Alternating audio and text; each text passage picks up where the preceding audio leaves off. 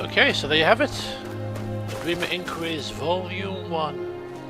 Finding out a little bit about the Dreamer history and more specifically Dreamer architecture. So, we continue on our journey towards our destination, which is Ustengrav, where we are hoping to find the horn of Ustengrav. If we don't come across too many more enemies in the process.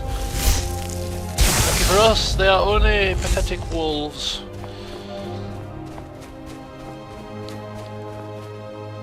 Not even capable of lasting out against a lightning bolt. As we look in the distance, that is the tower that we visited in order to cure Dawnstar of their nightmare problems. Nightcaller Temple, where we entered that dreamlike state. The Dream Stride, was it? If memory serves me sort of decently. And once again, Belina goes on one of her escapades. Here she comes. So it's such a relieving sight when she comes running over the hill.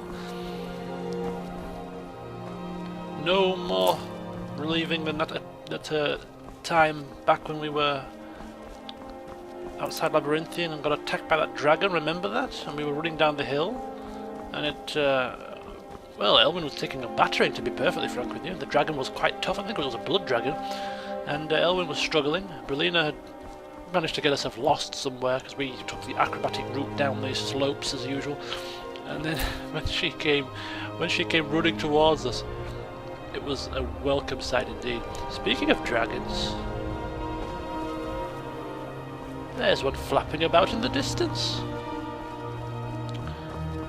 So we do the naturally logical thing and run away in the opposite direction.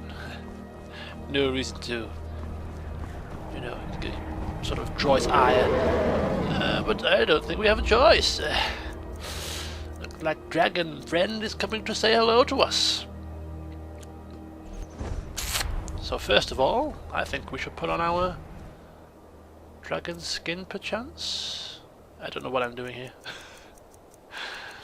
One of the drawbacks of after commentary. You think to yourself, what was I thinking? What was I doing at this? Why was I doing this? Why am I stuttering around with the keys? No time for chatting, courier? You're damn right there's no time for chatting. Can you not see the dragon flying by? Get running, son. I also get set afire. Then what's your recipient going to do when their letter is nothing but ash? But apparently, the dragon just wanted to say hello. He just wanted to make a raucous noise, flap his wings a bit, and then disappear. Which is fine with me.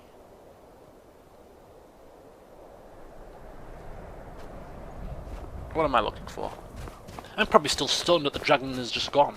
You know, probably shell-shocked. Elwynn thinking, I'm sure I just saw a dragon, but I've been mistaken. It might have been a fly. Whoa, he rolled around.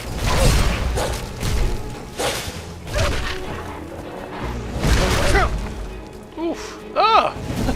Surprise, surprise! Ambush!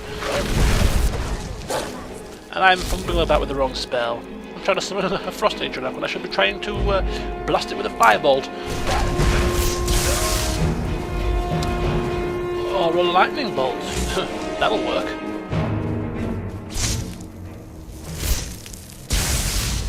And one more for good measure. Damn you, creature, that's what you get for messing with me.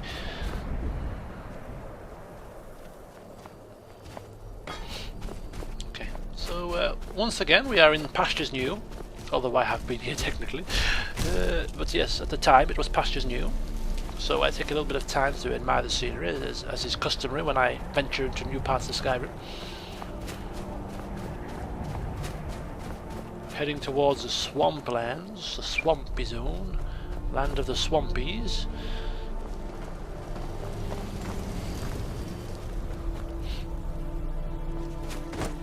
Burned down house. What a rather unpleasant surprise. It looks like that dragon that was flying around just recently probably stopped off here first.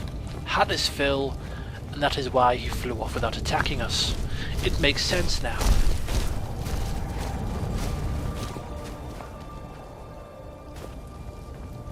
Yeah. Rather grim viewing, isn't it? Anyhow, I see a chest, and since the occupants here are char-grilled and there's nobody else around, it would be a shame not to take the goodies inside, especially when the goodies come in the form of elven armour and a scroll of Guardian Circle. Undead up to level 35 entering the circle will flee. Plus, I heal for 20 health per second whilst inside the circle. That sounds to me like a very, very effective spell. One which I don't have, so I might actually keep hold of that scroll. I don't think I've ever used a scroll yet in this game, mainly because I'm a mage, so I don't need to, because I can cast the spells just normally, but that scroll I don't have as a spell and might come in handy at some point, so we'll see in due course.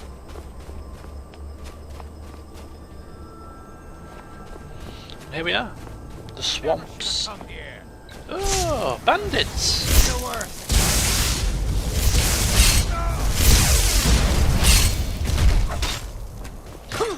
Yeah. I never should have come here. Why? Because you were going to do something about it? Obviously not. So there must be another reason.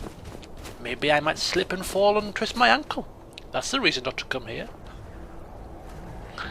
And once again we see that this looks almost similar to one of those things that we see in Skyrim. The big circles with... well, there's nothing in them really that we can tell. It's just like a big mound. Of course you have told me what they are, which I am not happy about because of course it spoiled it for me, but Elwynn, as I say, wouldn't know what they are, so yes, he looks on into the swamplands, just taking in the view as is per usual, whilst looting some death bells. And there's a Nern route over there, I didn't see that. Sometimes when you're doing after commentary, and also when I'm editing the videos, I do see a lot of things that I do miss whilst playing live, and some of them are rather cringeworthy. Like, how did I not see that? But it happens. It happens. Trying to commentate whilst playing, whilst trying to entertain, is not as easy as it looks. So when people criticise me for missing rather obvious things, yeah, that's why.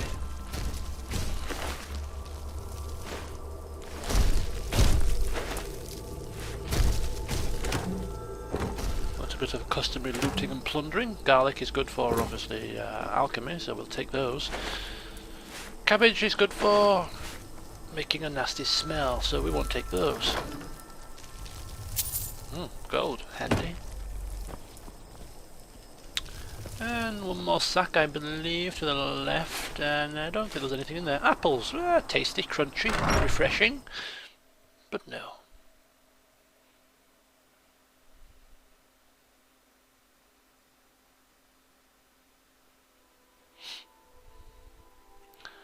Now the reason I won't be cutting out the loading screens because it's after commentary. It'll muck up all the timings and things, so I'll have to keep the loading screens in. Although that's probably the only one, to be honest with you. And I have no reason why I'm stood here gawking. Maybe I was grabbing a drink or something at the time. Anyhow, so the Horn of Ustengrav, deep within Ustengrav somewhere.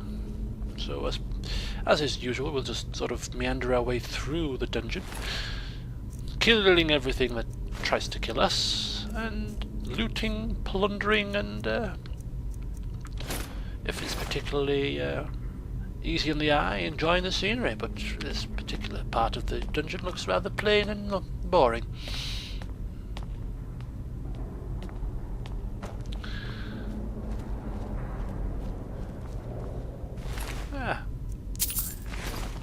Dead bandits. Something's obviously killed these guys. And a chain lightning. Surprise! Oh! Maybe a bit OTT, but fun nonetheless.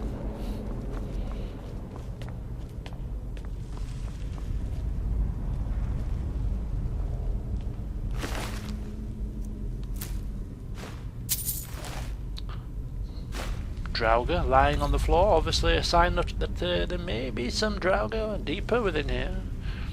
Sort of giving us a little heads up about what to expect, although in such a place as this, would we expect anything less? A left path and an ash pile, probably somebody's summoned minion. And hawk, was that a hawk beak or a hawk something? I think it was a hawk beak. A totally brand new alchemical ingredient. It's amazing that I've got 80 hours in this game, pretty much, and that's the first time I've actually come across a hawk beak. If you're a budding archer, then you might have seen more hawk beaks than I, because if you are an archer, it's actually quite fun trying to shoot the hawks out of the sky. I remember doing it on the PC version a couple of times, but in this I haven't really sort of targeted them. That's because mainly Elwynn doesn't generally go around butchering wildlife. He hasn't killed any Arctic foxes, you know, deer, mud crabs, even even mud crabs, unless they attack me first. Very rarely get killed on the spot, and certainly not hawks. Even if they do contain rather lucrative alchemical ingredients, which may be handy in future potions, I would rather purchase them than kill poor innocent little creatures.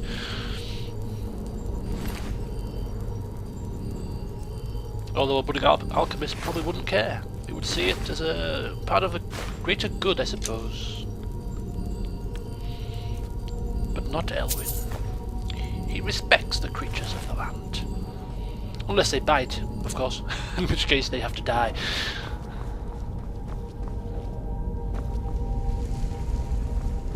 So it seems that this left path is the only way to go, which makes life a lot easier for me. And of course the customary trail of blood, indicating that maybe things ain't going to be too rosy down here. Ah! Well, Elwynn steps back quickly to let our two enemies duke it out. Why should I get my hands dirty when they are killing themselves? Relina, of course, doesn't share the same philosophy. But that's just her. Enjoy your last breath.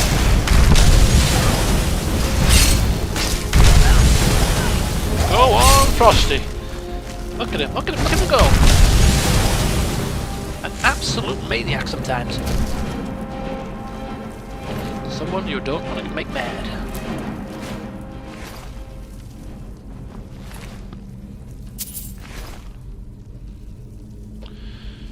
Okay, so now that that little situation is taken care of, we can head deeper into the dungeon.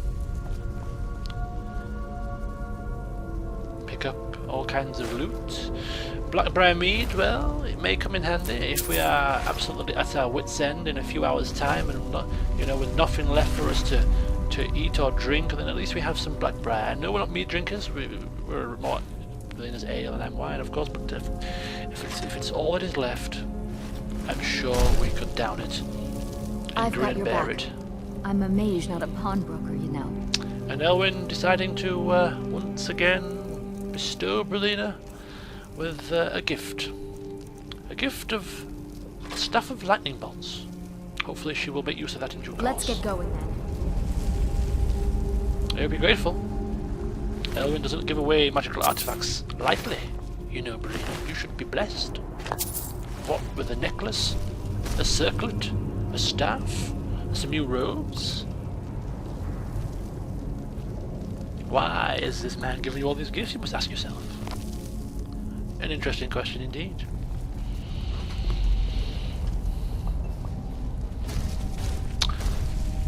So this next upcoming part is just me looting and looting and more looting.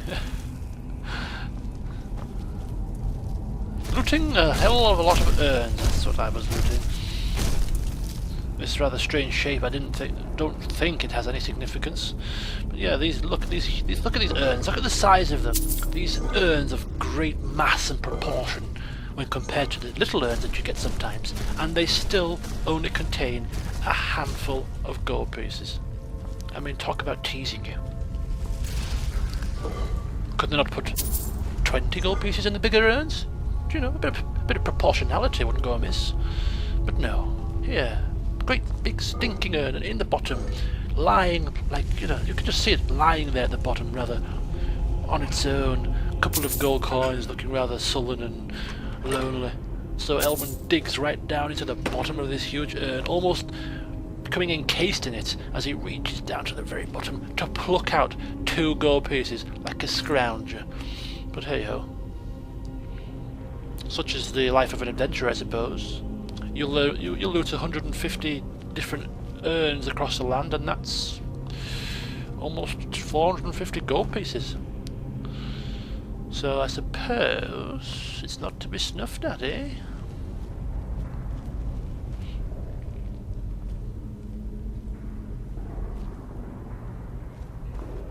Another room here full of more urns.